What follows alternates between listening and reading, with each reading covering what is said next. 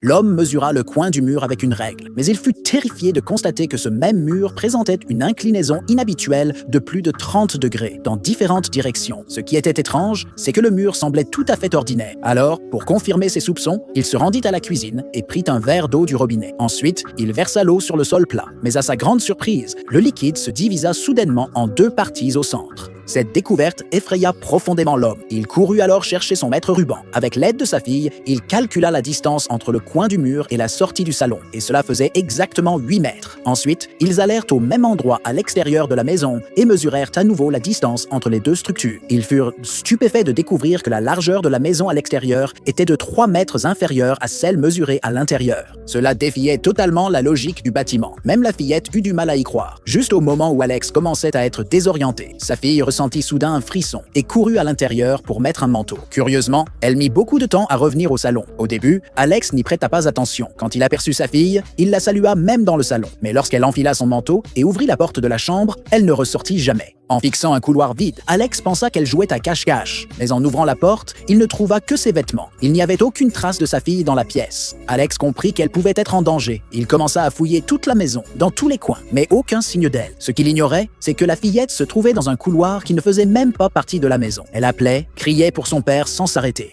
Alors, Alex entendit la voix de sa fille, mais en poussant une porte au premier étage, il se retrouva dans le salon du rez-de-chaussée. Et la fillette avait disparu juste là. Tout semblait devenu un labyrinthe. Pour essayer de s'orienter, Alex poussa une chaise pour bloquer la porte. Mais en se retournant, il resta figé. Le couloir, qui mesurait auparavant moins de 5 mètres, s'était maintenant allongé sur des dizaines de mètres, surgi de nulle part. Et soudain, quelque chose d'effrayant se produisit.